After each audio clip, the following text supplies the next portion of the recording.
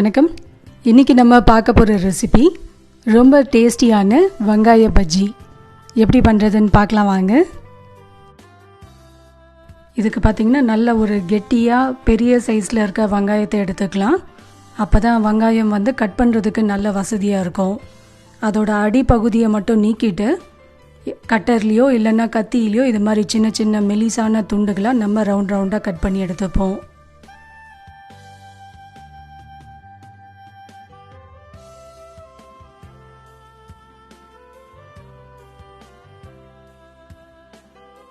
இப்போ நம்ம பஜ்ஜிக்கு தேவையான மேல் மாவு ரெடி பண்ணிக்கலாம்.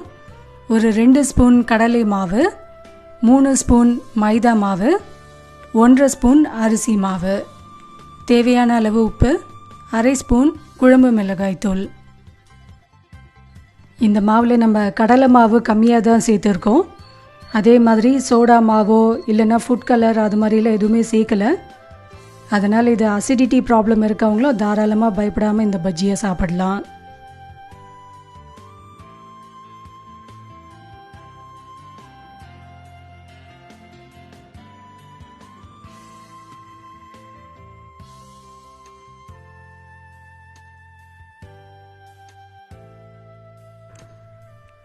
ஒரு சிட்டிகை பெருங்காயத்தூளும் சேர்த்துக்கலாம்.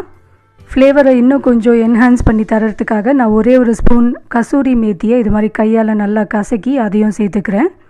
இது ஆப்ஷனல் தான், வேணும்னா சேர்த்துக்கலாம், இல்லைன்னா இதை சேர்க்காமையும் பண்ணலாம். இப்போ இதில் கொஞ்சமாக தண்ணீர் சேர்த்து ஒரு கெட்டியான பஜ்ஜி மாவு பதத்துக்கு கலந்து எடுத்துப்போம். மாவு ரொம்ப தண்ணியாகவும் இருக்கக்கூடாது, ரொம்ப கெட்டியாகவும் இருக்கக்கூடாது. ஒரு மீடியமான, இப்போ நம்ம கரண்டியில் எடுத்து ஊற்றும் போது நல்லா திக்காக விழணும். அந்த கன்சிஸ்டன்சியில் நம்ம கலந்தோன்னா வெங்காயத்தில் நல்லா ஊட்டி கரெக்டாக வரும். மாவு பார்த்திங்கன்னா இந்த கன்சிஸ்டன்சி இருந்தால் கரெக்டாக இருக்கும். இப்போ இது ரெடி ஆகிடுச்சு. இதில் நம்ம கட் பண்ணி வச்சுருக்க வெங்காயத்தை ஒவ்வொன்றா டிப் பண்ணிவிட்டு எண்ணெயில் போட்டு பொரித்து எடுத்துக்கலாம்.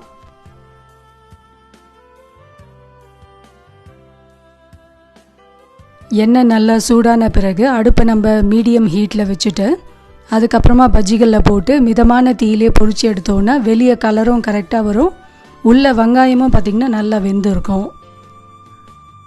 இதே மேல் மாவை யூஸ் பண்ணிவிட்டு நம்ம கேரட், உருளைக்கிழங்கு, கொடமிளகாய் இது மாதிரி மற்ற காய்கறிகளையும் சேர்த்து பண்ணலாம்.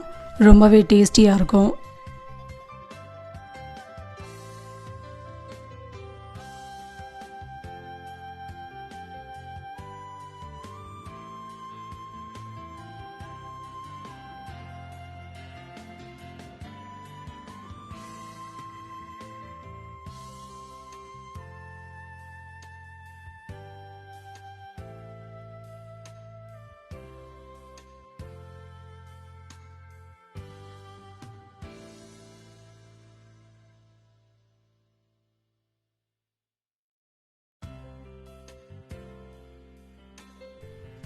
சுட சுட முறுமுறுன்னு ரொம்ப சுவையான நம்மளோட ஆனியன் பஜ்ஜி ரெடி ஆகிடுச்சு.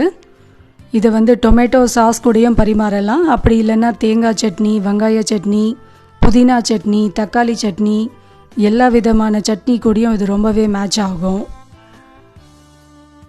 இந்த ரெசிபி கண்டிப்பாக எல்லாருக்கும் பிடிச்சிருக்கும்னு நினைக்கிறேன். இதே மாதிரி நிறைய ரெசிபீஸ் உடனுக்குடனே உங்களுக்கு அப்டேட் கிடைக்கிறதுக்கு நம்மளோட சேனலில் இருக்க சப்ஸ்கிரைப் பட்டனை ப்ரெஸ் பண்ணிவிடுங்க. மறக்காமல் பக்கத்தில் இருக்க பெல் ஐக்கானில் ஆல்ன்ற நோட்டிஃபிகேஷனையும் ப்ரெஸ் பண்ணிவிடுங்க. உங்களோட கமெண்ட்ஸையும் நம்ம கூட ஷேர் பண்ணுங்கள். தேங்க்யூ.